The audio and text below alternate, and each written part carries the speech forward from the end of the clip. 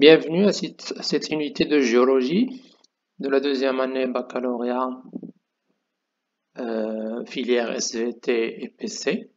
C'est la quatrième unité pour les PC et la sixième unité pour le filière SVT, intitulée Les phénomènes géologiques accompagnant la formation des chaînes de montagne et leur relation avec la tectonique des plaques. Alors, je vous demande de voir la première vidéo. On a parlé un peu de la structure de la Terre, la différence entre la croûte continentale et la croûte océanique, et la comparaison entre les deux roches constituant la croûte continentale, à savoir le granit, et la roche constituant la croûte océanique, qui est le basalte. Alors, d'après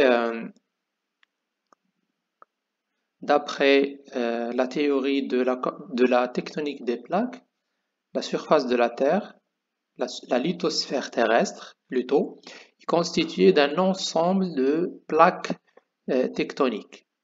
Alors, on distingue plus d'une dizaine de plaques tectoniques, par exemple la plaque africaine, la plaque sud-américaine, Nazca, la plaque nord-américaine, eurasienne, indo-australienne, pacifique, etc. Ce sont les principales plaques, et il y en a d'autres bien sûr de petite taille comme les Philippines, Nazca, la plaque arabique, etc.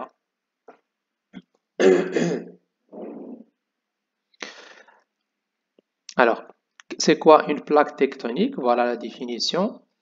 C'est une vaste surface géologiquement peu active, limitée par des frontières géologiquement très actives. Alors, une vaste surface, je prends l'exemple de la plaque africaine, c'est une vaste surface dont l'Afrique fait partie, mais aussi une partie de la partie est de l'océan Atlantique et l'océan Indien, une partie de l'océan Indien. C'est une donc vaste surface dont l'intérieur d'elle est géologiquement peu active. Alors qu'est-ce que ça veut dire géologiquement peu active? C'est-à-dire qu'il y a peu d'activité volcanique et sismique. Il n'y a pas trop de séismes ni trop de volcans à l'intérieur de la plaque. Mais les frontières, c'est-à-dire les limites, les frontières sont géologiquement très actives. C'est-à-dire qu'il y a une activité sismique, nachat zilzali, très intense, et une activité volcanique également très active. Nachat volcan. D'accord? C'est ça donc ce qu'on veut dire par plaque tectonique.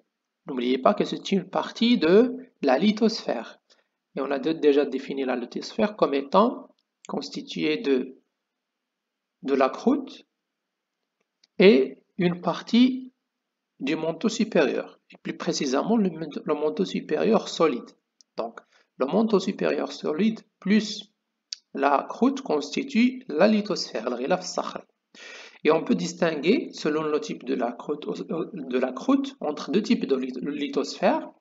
Une lithosphère océanique, quand la croûte est une croûte océanique, et une lithosphère continentale, quand la croûte est une croûte continentale.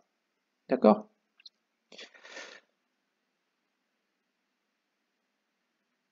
Alors, selon la théorie de la tectonique des plaques, ces plaques tectoniques sont en mouvement. D'accord? Ce sont ces plaques qui sont en mouvement d'après cette théorie de la tectonique des plaques, d'ailleurs, qui a remplacé, qui est une forme, une forme ou bien une version développée de d'une ancienne théorie lancée par Wegener en 1912 dans la Riyad Zahzahat al-Qarrat. D'accord? Alors, les limites entre les plaques, on distingue trois types de limites ou bien de contact entre les plaques.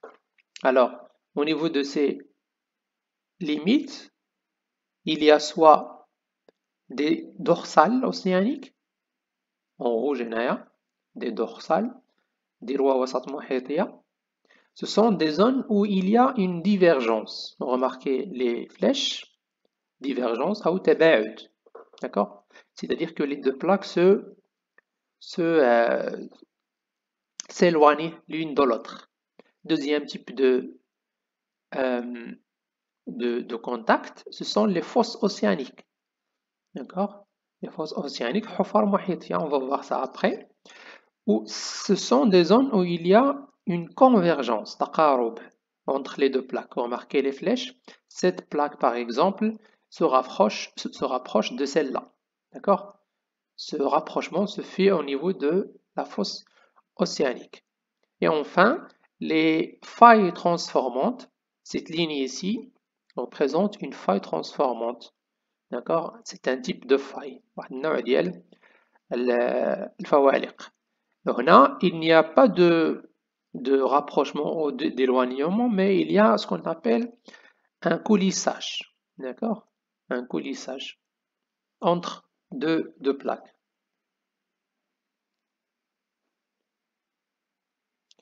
Alors, une chose très importante à expliquer, c'est l'origine de l'énergie responsable de la mobilité des plaques lithosphériques.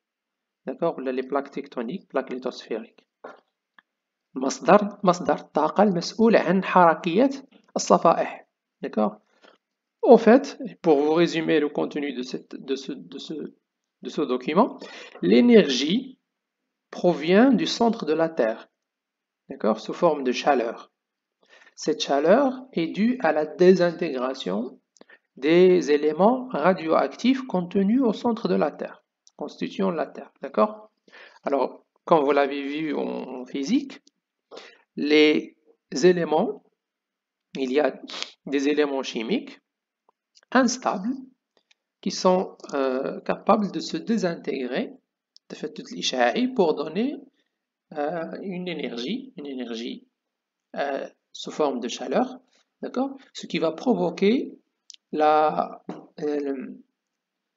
l'augmentation de la température à l'intérieur de la Terre par rapport à sa surface, d'accord?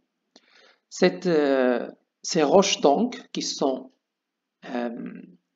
caractérisées par une température très importante seront moins denses et ils vont avoir donc tendance à remonter. Cette chaleur donc va remonter vers la surface, d'accord? Et à un certain moment, il va provoquer la fonte la fusion des roches et pour donner une magma. Et ce magma va se déplacer vers la surface en général au niveau des dorsales océaniques, d'accord? Ces phénomènes, d'accord, donnent naissance à ce qu'on appelle les courants de convection ascendants. تيارات الحمل الحراري الصاعدة. D'accord? صاعدة يعني جاية من le centre de la Terre vers la surface. Les courants de convection ascendants. Par contre, les roches à la surface de la Terre sont plutôt froides, d'accord? Et par endroits de la Terre, elles sont très denses, de façon qu'ils sont incapables de continuer à se déplacer horizontalement. Ils ont donc s'enfoncé vers la profondeur de la Terre, d'accord? Et ceci donne les courants de convection descendants, c'est-à-dire que il va y avoir un déplacement de la matière de la surface de la Terre vers la profondeur de la Terre. Voilà. C'est ces phénomènes de courant de convection qui expliquent les mouvements, d'accord, des plaques lithosphériques. هذا هو التفسير وراء حركية الصفائح على سطح الأرض. Alors, le premier chapitre de cette unité est consacré aux différents types de chaînes de montagne, d'accord? et leurs caractéristiques et leurs relations avec la tectonique des plaques. Alors, cette carte représente ce qu'on appelle les chaînes de montagnes récentes, Salasil Jabaliya al-Haditha, donc plus ou moins récentes en termes de l'histoire de la Terre, bien sûr. On distingue les plus importants sont les Alpes, d'accord, les Himalayas, les Andes et la chaîne américaine, les rochers, les rocheuses. D'accord? Voilà donc la distribution, la répartition de ces chaînes de montagnes récentes dans le monde. La deuxième carte représente les différentes plaques tectoniques constituant la lithosphère terrestre. Et en même temps, on vous donne ce qu'il s'agit on vous donne les différents types de limites entre les plaques, d'accord, en rouge. Et ce sont soit des zones de convergence, d'accord, soit des zones de divergence.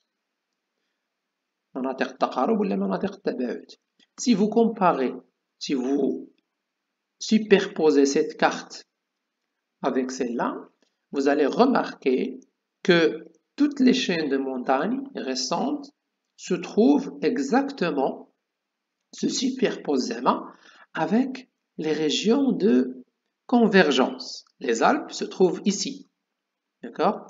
Les Himalayas se trouvent ici, donc entre la plaque eurasienne et la plaque indo-australienne. C'est une zone de convergence. Les chaînes de montagnes, les Andes se trouvent ici, c'est-à-dire au niveau de la zone de convergence entre la plaque Nazca et la plaque sud-américaine. Les rocheuses, là, entre la plaque pacifique et la plaque nord-américaine, etc. D'accord? Ça veut dire, ça prouve quand même qu'il y a une relation entre la formation des chaînes de montagnes récentes et le phénomène de convergence, c'est-à-dire le phénomène de la tectonique des plaques, le mouvement des plaques tectoniques. D'accord? Les questions auxquelles on va essayer de répondre, quels sont les différents types de chaînes de montagnes? Alors, si on peut les classer, est-ce qu'il y a des types? Est-ce qu'il y a des types de chaînes de montagnes? Quelle est la différence entre ces chaînes de montagnes? C'est-à-dire quelles sont les caractéristiques de chaque chaîne de montagne, que ce soit des caractéristiques structurales ou pétrographiques. Structurales يعني بنيوية, pétrographiques, c'est-à-dire les roches qui caractérisent chaque type de chaîne de montagne. D'accord? Les conditions de formation de ces chaînes de montagne, ou les étapes de formation de ces chaînes de montagne, comment ils se sont formés. Voilà, et on va commencer par un premier type de chaîne qu'on appelle les chaînes de subduction. Mais pour vous faciliter les choses, je vais arrêter la vidéo ici et je vais consacrer une vidéo spéciale aux chaînes de subduction.